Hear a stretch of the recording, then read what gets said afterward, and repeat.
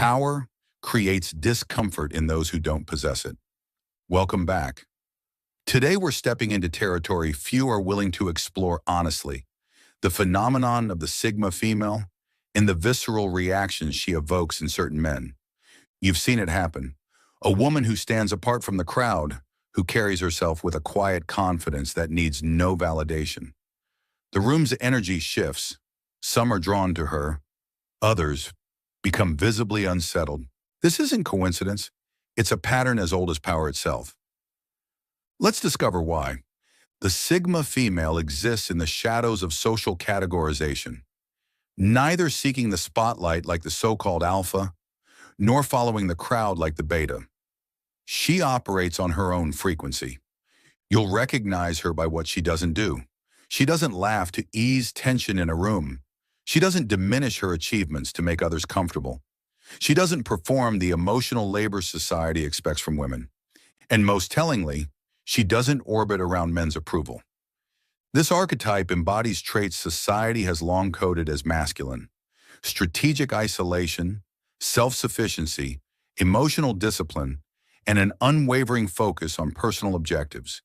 Yet she retains qualities traditionally deemed feminine: intuition, depth of understanding, and the ability to read social undercurrents most miss. It's this paradox that creates her power. And power always disrupts the established order. Throughout history, women who refuse to conform have been systematically labeled witch, hysteric, difficult, crazy, different words for the same perceived threat: a woman who exists beyond the control of others. The modern world pretends to celebrate female independence. Corporate advertisements feature women thriving alone. Dating profiles praise self-sufficiency. Politicians speak of empowerment. Yet beneath this veneer, ancient expectations remain encoded in our social DNA.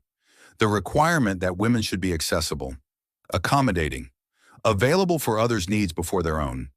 The Sigma female rejects these expectations not through protest or declaration, but through her very existence. And that silent rejection provokes reactions far more revealing than any spoken word could. Let's examine what happens in the masculine psyche when confronted with the Sigma female. First, the disruption of the provider identity. For millennia, masculine worth has been tied to provision and protection. What happens when a woman clearly communicates she needs neither? A psychological vacuum forms. If not protector, then what? If not provider, then who? Second, the failure of familiar strategies. Men develop social approaches based on what has historically worked with women: compliments, offers of assistance, expressions of strength or status. The Sigma female's neutral response to these tactics renders them ineffective, creating disorientation.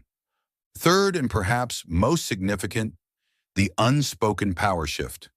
The basic social contract between genders has long operated on a subtle exchange: protection and resources for admiration and care. When half of this equation dissolves, the contract becomes null. Power rebalances. This isn't theoretical, it's visceral. Fourth, the mirror effect. The most independent women reflect to men their own potential dependencies, their own unfaced fears, their own unexamined reliance on external validation.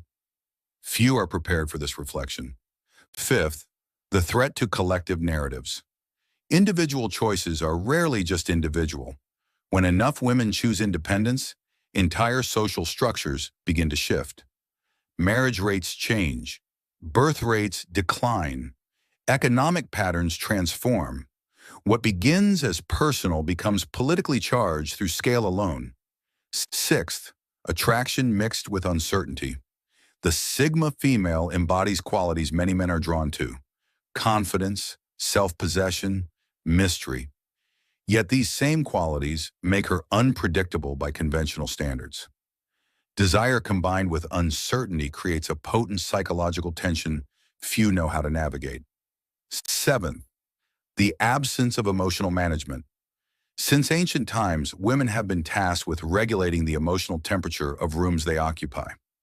The sigma female's refusal to perform this function leaves emotional discomfort unaddressed. Unprocessed emotions seek targets. She becomes that target by her mere refusal to absorb them. Eighth, the challenge to competence hierarchies. Men often organize themselves through hierarchies of skill, strength, or status. The sigma female operates outside these structures entirely, neither competing within them nor validating their importance.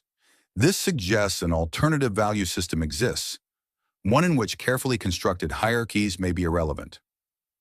Ninth, the threat of genuine indifference. There is no greater challenge to the ego than authentic indifference. Not hostility, which at least acknowledges importance, not rejection, which still operates within a framework of desire, but true indifference, the sense that one's approval or disapproval carries no weight whatsoever. The sigma female's self-contained nature can project this indifference, whether intentional or not. 10th, the disruption of pursuit dynamics. Traditional courtship operates on patterns of pursuit and measured yielding. The sigma female short-circuits this dance. She neither encourages pursuit nor performs token resistance. This eliminates familiar scripts, forcing genuine human interaction without the comfort of predetermined roles. 11th, the embodiment of perceived male virtues in female form.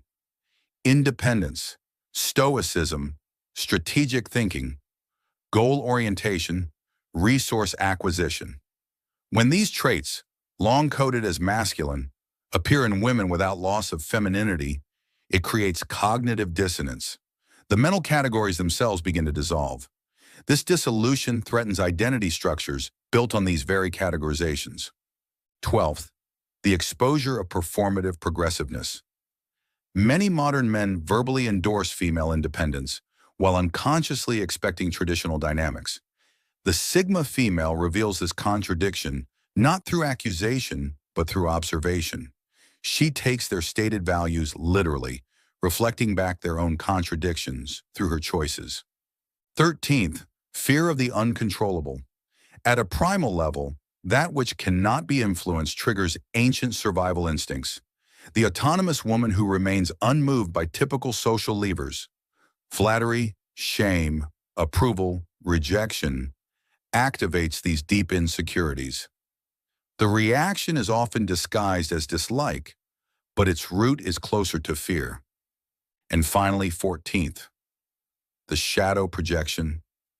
Jung spoke of the shadow, those disowned parts of ourselves we refuse to acknowledge. Men who have suppressed their own desires for independence, who have compromised authentic expression for social acceptance, who have surrendered to external expectations rather than internal truth. They see in the sigma female everything they have sacrificed. Their resentment is not of her, but of the road not taken that she represents. The reactions, from hostility to fascination, reveal less about the sigma female herself and more about the observer's relationship to power, independence, and their own insecurities. Let us now view this phenomenon from another angle. The sigma female is not merely a reactive creation. She is a strategic adaptation to a shifting landscape. Consider the calculus of traditional feminine roles, the emotional labor, the constantly divided attention, the requirement to prioritize others' needs above one's own, the expectation of availability, mental, emotional, physical, the assumption of accommodation. What many fail to recognize is that independence is not merely a personality trait. It's a survival strategy in a world where traditional protections have dissolved, while traditional expectations remain. The modern woman observes her surroundings and sees the evidence clearly. Relationships that demand her subjugation of self. Marriages where women carry disproportionate burdens. Professional environments where her contributions are simultaneously expected and devalued. The sigma adaptation is not a rejection of connection. It's a recalculation of its cost. In ancient strategy texts, withdrawal can be the most powerful position. The sigma female has learned that her absence creates more leverage than her presence. Her self-sufficiency grants her the ultimate negotiating power, the ability to walk away at any time. This is why the hatred some men express towards such women contains an element of desperation. Instinctively, they recognize that power has shifted. The magnetic pull they once exerted has reversed polarity. Yet this is not a battle between genders. It's an evolution of human relating. The strongest men recognize this, welcoming partners who choose them rather than need them, who remain for desire rather than necessity, who bring completeness to completeness rather than seeking to fill an emptiness.